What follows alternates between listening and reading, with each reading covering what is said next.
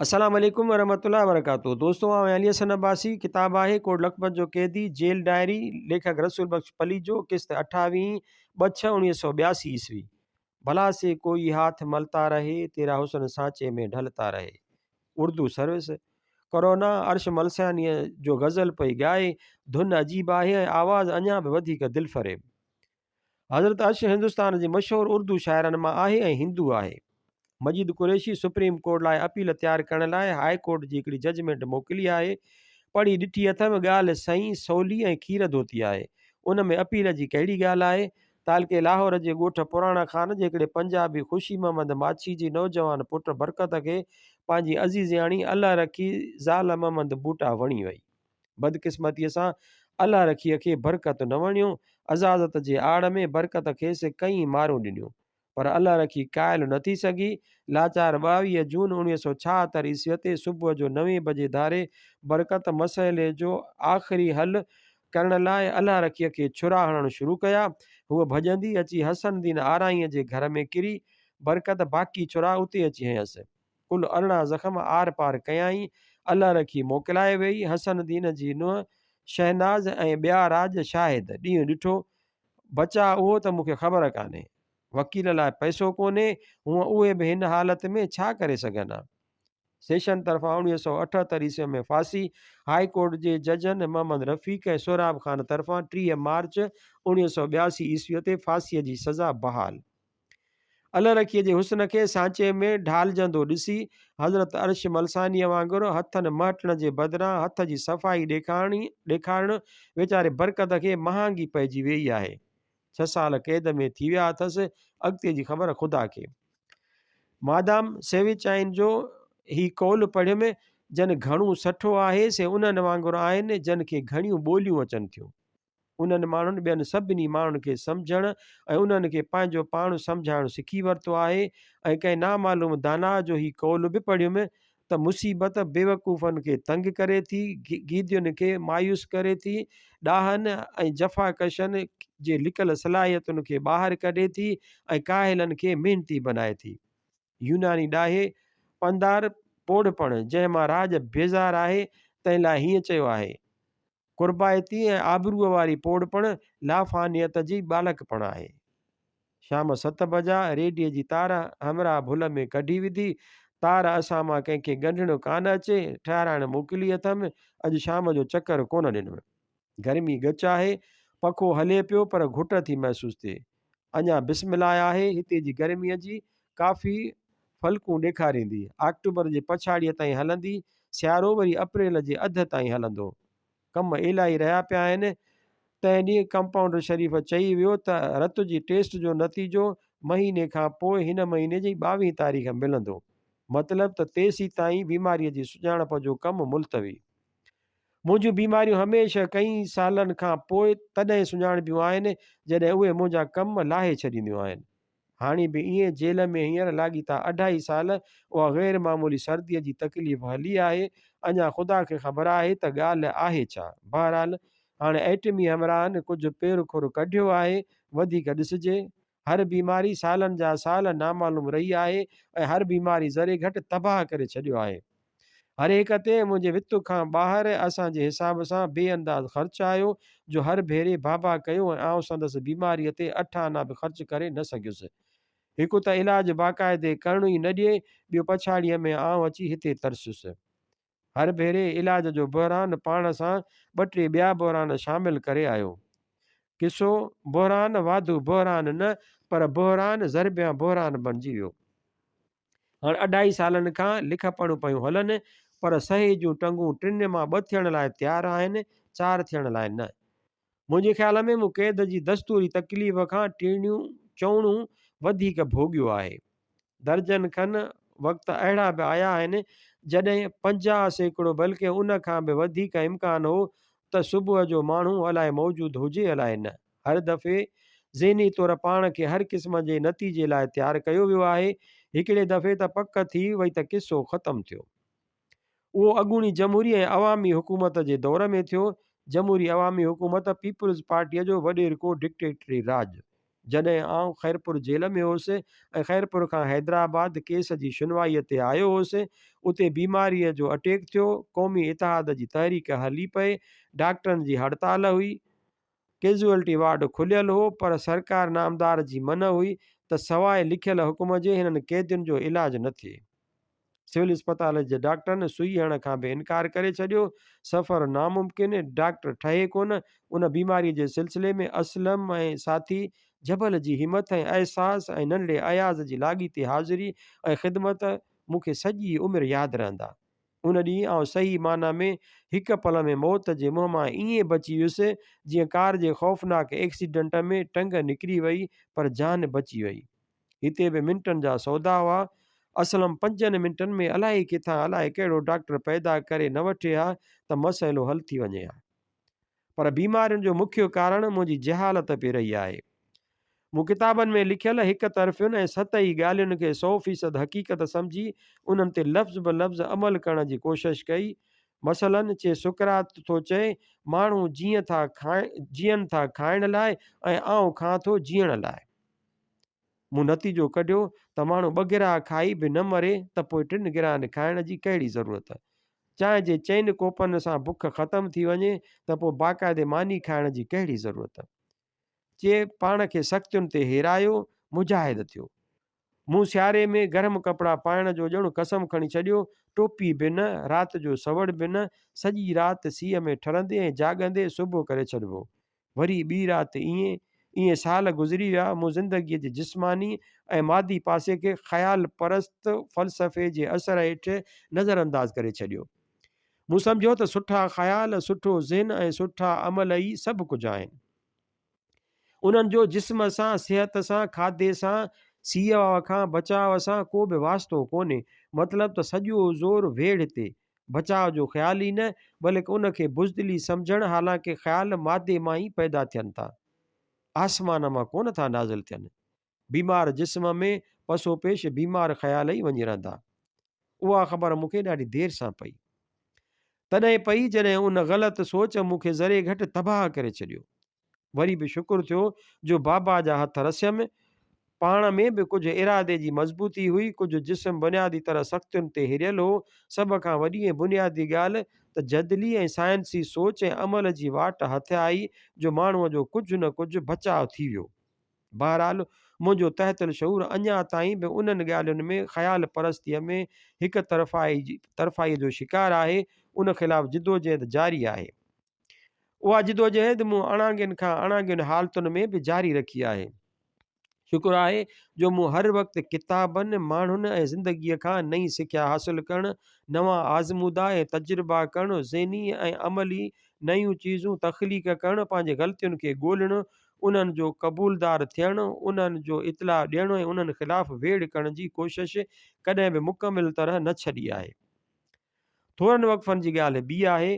मुंहिंजे ख़्याल में ग़ैरत ऐं जवान मर्दीअ जो मसइलो आहे हिकिड़े सचे इंसान लाइ उन खां वॾी बेग़ैरती ऐं बेहिमतीअ जी ॻाल्हि कान्हे जो हू ग़लती साबित थियण ऐं सम्झण खां पोइ बि उहा मञे न सघे, उनखे तर्क करे न सघे, उन ख़िलाफ़ जिदोजहद न करे सघे ऐं उनखे चुहटियो पियो रहे। मुंहिंजो ख़्यालु आहे त सही बाज़मीर इंसान उहो आहे जंहिंखे जेकॾहिं मरण खां सिर्फ़ु 1 मिंट अॻु पतो पवे त हिन समूरी ज़िंदगीअ में जेकी सोचूं ऐं अक़ीदा रखियासीं ग़लति हुआ ऐं संदसि समूरी ज़िंदगी रायगान ऐं फज़ूल गुज़री वई, त हू उन ॻाल्हि जो ऐलान करे पोइ दम ॾिए त मूं समूरी ज़िंदगी जेकी सोचियो ऐं कयो सो ग़लति हो। फ़क़ति उन रवैये ते सख़्तीअ सां क़ाइमु रहण सां ई माण्हू हक़ीक़तुनि जी ॻोल्हा ऐं अमल जी सचाईअ ते साबित क़दम रही सघंदो। हूअं न, आउं पाण खे ज़हनी तरह हमेशह उन मौत खां हज़ारें दफ़ा वधीक ख़ौफ़नाक घड़ीअ लाइ तयारु कंदो रहंदो आहियां जॾहिं माण्हूअ खे ओचितो उहो मालूम थी वञे त मुंहिंजा प्यारे में प्यारा ख़्याल, वेसा ऐं अक़ीदा ग़लति ऐं बेबुनियाद हुआ। मुंहिंजा जोश ऐं विलविला गुमराहियुनि ते ॿधल हुआ ऐं मुंहिंजा अज़ीम कारनामा फज़ूल ऐं वाहियात हुआ। जेकॾहिं अहिड़ी भयानक घड़ी ख़ुदा न ख़्वास्ता आई त मूंखे यकीन जहिड़ी उमेदु आहे त आउं हज़ारें मौतनि खां बदतर उन मौत खां मुंहुं मोड़ींदुसि ऐं पंहिंजो फ़र्ज़ु पूरी हिमत सां अदा कंदे हक़ीक़त जो न रुॻो एतिराफ़ बल्कि ऐलान करे सघंदुसि। ॿिए तरफ़ हक़ीक़त खे ॼाणी सुञाणी ऐं सम्झी माठ बि न कबी।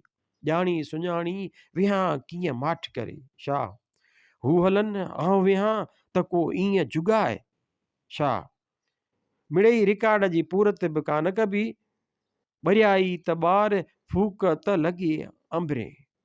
मूंखे मजमूई तौरु पाण बाबति को बि अहसास कमतरी या बुनियादी पछताव कोन्हे, बल्कि आउं ज़िंदगीअ जो बेहदि शुक्रगुज़ार आहियां जो उन मूंखे हिन खां बदतर न कयो आहे। मूंखे ख़ुशी आहे त ज़िंदगीअ खे बहितर बणाइण लाइ हिन मुल्क जे माण्हुनि जी जिदोजहद में आउं बि शामिल आहियां ऐं पंहिंजी पतीअ जी ड्यूटी ॾेई रहियो आहियां।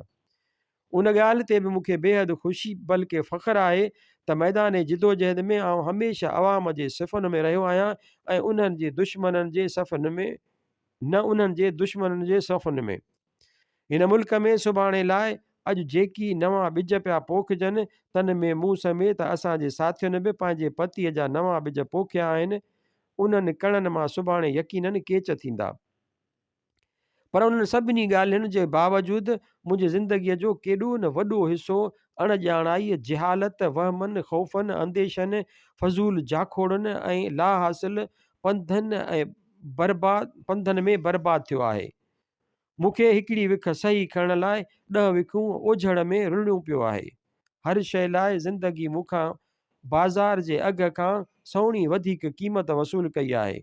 हर मंज़िल ते आउं तॾहिं पहुतो आहियां जॾहिं उन जी ॻोल्हा में धिका झले झले सहकी सहकी एतिरो बेज़ार थी चुको हूंदो आहियां जो उहा मंज़िल मूं लाइ ज़रे घटि बेकार ऐं बेमानी थी चुकी हूंदी आहे। ज़ाती तरह मुंहिंजी जाखोड़ जे खरार तिरनि मां तोलो बि तेल जो मस पे हासिलु थियो आहे। जॾहिं बि कंहिं ॻाल्हि खे हासिलु करे उन मां फ़ाइदो हासिलु करण जो वक़्तु थींदो आहे तॾहिं अलाए कीअं ऐं अलाए छो अखियुनि अॻियां ॾिसंदे ॾिसंदे या त उहो सोन सां फिरी पितल थी पवंदो आहे या आउं केॾांहुं ॿिए कंहिं मसइले में अड़िजी ग़ाइबु थी वेंदो आहियां। आउं भायां थो त उन में मुंहिंजी ज़ात जी दख़ल सां गॾु जन ग़ैर मामूली हालतुनि जी आउं पैदावार आहियां तन जो बि दख़ल आहे। मसलन आउं उते ॼायुसि जिते अनाज जी खोट, पाणीअ जी खोट, बल्कि छांव जी बि खोट आहे। ॻोठ में दुल बि न वॼे छो त उहो हराम आहे। माण्हू हक़ ते चवंदा आहिनि हिननि पलीजनि जो घोट ईअं पियो वेंदो जीअं को जनाज़ो खयो वञे। मुंहिंजे ज़माने में रांदि बि हराम हुई, बिद्यत। जॾहिं आउं पढ़णु वेठुसि तॾहिं अंग्रेज़ी स्कूल त ठहियो, सिंधी स्कूल बि ठहियो, पर मुला मकतब में बि पढ़णु बि हराम हो। मूंखे अॼु बि यादि आहे त बाबा वॾे मुला मकतब ते विझायो त उनखे असांजे ॻोठ जे मियानजिन मुलनि नाजाइज़ ऐं हराम ठहिरायो छो त उन में खट मिट बि पढ़ायो थिए वियो, रुॻो क़ुर पाक न। ठटे वारे मौलवीअ खां बि फ़तवा वठी आया। मूंखे अॼु बि उहे रातियूं यादि आहिनि जॾहिं मुला मकतब ख़िलाफ़ राज गॾु थींदा हुआ। सॼी राति कोता बहंदा भौंकंदा हुआ, वॾा वॾा ॻाल्हा थींदा हुआ, ॻोठ ते ख़ौफ़ ऐं दहशत तारी हूंदी हुई।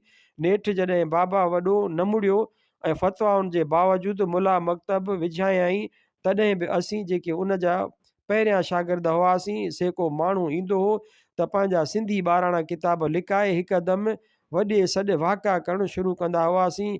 अल्फ ज़ेर नो ना ये ज़ेर नी इनी मतां काफ़रनि वारी सिंधी अल्फ़बे वारो किताब माण्हू ॾिसी न वठनि। मियाँ जी तयब खे जोड़ कट ईंदी हुई, सा असांखे सेखारे पोइ ज़रब वंड लाइ वरी वञी मुला कॉलेज हैदराबाद में पढ़ियो। अहिड़ीअ रीति मूं लाइ ज़िंदगीअ जी ज़रे घटि हर शइ ममनून रही आहे।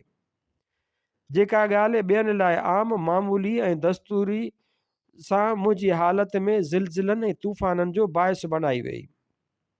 उन जे जवाब में मुंहिंजूं ज़िंदगीअ खां तक़ाज़ाऊं बि ॿियनि जे भेट में सहुणियूं वधी वयूं। मूं सभु कुझु हासिलु करणु ऐं सभु कुझु थियण जी कोशिशि कई। मुंहिंजी कोशिशि माना न चोटीअ जो ज़ोर, ठलियूं सधूं करणु मूंखे अचनि कोन। का ॻाल्हि चङी आहे त उन जो मतिलबु थियो त उहा ज़रूरु करणु घुरिजे ऐं छा बि थी पवे करणु घुरिजे, हर क़ीमत ते थियणु घुरिजे। थोरो सम्झ भरो थियण खां पोइ मूं जेकी कुझु थियण लाइ सिर टोड़ कोशिशि कई तन में गाज़ी मोहम्मद बिन क़ासिम जहिड़ो फ़ातिर थियणु, शर्लाक होम्स जहिड़ो अफ़लातून जासूस थियणु, आसिन लोपिन जहिड़ो डाकू थियणु, इक़बाल जो मोमिन ऐं शाहीन थियणु ऐं बिद्यतुनि जी पहाड़ पटींदड़ वहाबी आलिम थियण बि शामिल आहिनि।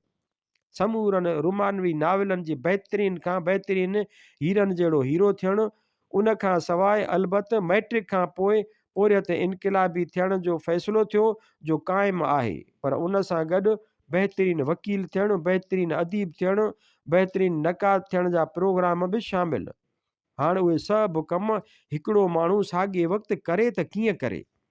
हर कमु हिकु सॼी उमिरि जी तक़ाज़ा कंदड़। हज़ारों ख्वाहिशें ऐसी कि हर ख्वाहिश पे दम निकले। ग़ालिब ज़िंदगी रेगुज़ार आ जंहिंमें चओ तरफ़ आरज़ूअ जा कांडेरा। अयाज़ तंहिंखां सवाइ ज़िंदगीअ जो वास्तो बि जुंगशाहीअ जे टकरनि जहिड़नि सख़्तु ऐं ग़ैर लचकदार माण्हुनि सां। बिस्मिल्लाह बाबा सां ज़मीन जुंबद न जुंबद गुल मोहम्मद, पोइ अमा, पोइ सॼो घर ऐं कबीलो खोड़ीअ खे घुमरो। रद्द अमल ऐं बचा तौरु मूं में सख़्तीअ जे मुक़ाबले में सख़्ती पैदा थियणु ऐं वधीक सख़्तीअ जे मुक़ाबले में अञा बि वधीक सख़्ती पैदा थियणु, न त छिपूं माण्हूअ खे भञी भोर भोर करे छॾीनि। सख़्ती माना अजाई सख़्ती बि, सख़्ती माना मुखालफ़त ऐं अक्सर फ़ी सबीलिल्लाह बि। तव्हांजो ज़िंदगीअ जो हिकिड़ो पल गुज़ारणु बि हिकु चैलेंज खे मुंहुं ॾियणु, हिकु आज़माइश मां पार पवणु थी पियो। खाधो न, निंड न, सुकून न, 24 कलाक वेड़, जिस्मानी ज़हनी नफ़्सियाती रूहानी इक़्तिसादी वेड़, सॼे जहान सां समूरी ज़िंदगीअ सां वेड़, विंदुर बि कमु, ख़ुशी करणु बि कमु, मुरकण ऐं खिलण बि कमु, माण्हूअ मां मशीन। उन समूरे अमल सां गॾु ज़िंदगीअ जी इनक़िलाबी नस्बुल ऐन ते बि क़ाइमु उहे रवैया, हमदर्दियूं, एहसास ऐं आलमी इनक़िलाबी मक़सद बि क़ाइमु। माना हज़ारे दुश्मन के ॾिठल के अणॾिठल, को बि सम्झोतो न, का बि थधाई न, का बि रिआयत न, को बि बचाव न, उघाड़ी तलवार ज़ाती मामलनि में, वकालत में, अदब में, सियासत में, हर ॻाल्हि में, माना अञा बि वधीक मुखालिफ़ बल्कि दुश्मन। सॼो साल जिदोजहद कजे त दुश्मनीअ जी हिकिड़ी लहर खां पोइ ॾिस त कुझु बि कोन्हे। हैदराबाद अदब तनक़ीद नैप 1 यूनिट ख़िलाफ़ जिदोजहद, क़ौमी सवाल ते बुज़ुर्गनि सां इख़्तिलाफ़, मुतालियो, वधीक मुतालियो, अञा वधीक मुतालियो, मकाला, बहस बहस बहस, दुश्मनियूं दुश्मनियूं दुश्मनियूं। तव्हांजो वझ मिलण ते बुज़ुर्गनि जो हमिलो शुरू थी वियो। अल्लामान वल हफ़ीज़ पथरनि जे ॻोठ में ॼम ऐं नेपाज ऐं पथरनि जहिड़नि माण्हुनि जे विच में पथरनि जहिड़ी ज़िंदगी न गुज़ारियल हुजे हा त माण्हू या दाहूं करे भॼी वञे हा या चरियो थियो गिदू बंदर में दाख़िल थियो वेठो हुजे हा। पर जुंगशाही ऐं नेवात में ॼावल पलियल मोहम्मद सल्लल्लाहु अलैहि वसल्लम, सुकरात, अरस्तू, बदर, अहुद, कादिसिया, परमोक, स्टालिन, गिराड, लॉन्ग मार्च, डेन बेन, फोजा, दास्तान, पढ़ियल, गोरकी, हार्वर्ड, फास्ट, पिब्लो निरोधा, नाज़िम, हिकमत, मंसूर हिलाज, स्पार्टेक्स, मार्क्स, लेनिन, स्टालिन, माऊ, होचीमू जहिड़नि जो आशिक़ वग़ैरह वग़ैरह वग़ैरह, अदीबनि जो परस्तार ऐं सभ खां वॾी ॻाल्हि त लतीफ़ जो आशिक़, खुताबी ऐं मुरीद पोइते पेर कीअं ॾिए। फूक त लॻे अंबरे। मसइला मसइला, जेल, फ़ौजी अदालतूं, एक्सीडेंट, बीमारियूं, इल्ज़ाम, साज़िशूं, फितना, वेड़ियूं, तबलीगूं, तंज़ीमूं, इताद, टुटणु ड्रहणु, वरी टुटणु वरी ड्रहणु। फूक न लॻे अंबरे। तहरीक जो बुनियादु रखण लाइ तबलीगी दौरा अहिड़ी हालत में कया विया जॾहिं वेही कोन सघिबो हो, लेटियो पियोजबो हो ऐं माण्हू सवाल हिन क़िस्म जा पुछंदा हुआ, तव्हांखे वॾेरनि जी दलालीअ जी हर महीने पघार घणी मिलंदी आहे? सवाल पुछंदड़ हींअर तहरीक जो यार आहे। दौरा बांग्लादेश, मुजीब, भाषानी, भुट्टो, रांगा माटी, चटगांग, काक्सज़ बाज़ार, लाहौर, कोहिटा, पिशावर, बेरूत, दमिश्क, इस्तंबुल, रूम, जर्मनी, अफ़साना, मज़मून, तनक़ीदूं, किताब, रिसाला, जलसा, तकरीरूं, फ़ौजी अदालतूं, हाई कोर्टूं, रिटूं, आइनी तरमीमूं, सिंध बदरियूं, तनायूं, डायरियूं ऐं नसीहतूं। ही तां तोरलियूं जे तूं भोरा पसी पले, रातियूं ॿियूं घणियूं जे तूं ईंदियूं हेकले। छा अखियूं पूजण लॻियूं आहिनि, अमीर फूकूं पियो ॾिए, पहिरे वारो नंबरदार बि ओझो पियो मुलाज़िम जी ओचिते छापे जे डप सबबि वेचारो हर हर छिरिक भरियो उथियो वियो रहे। सुम्हा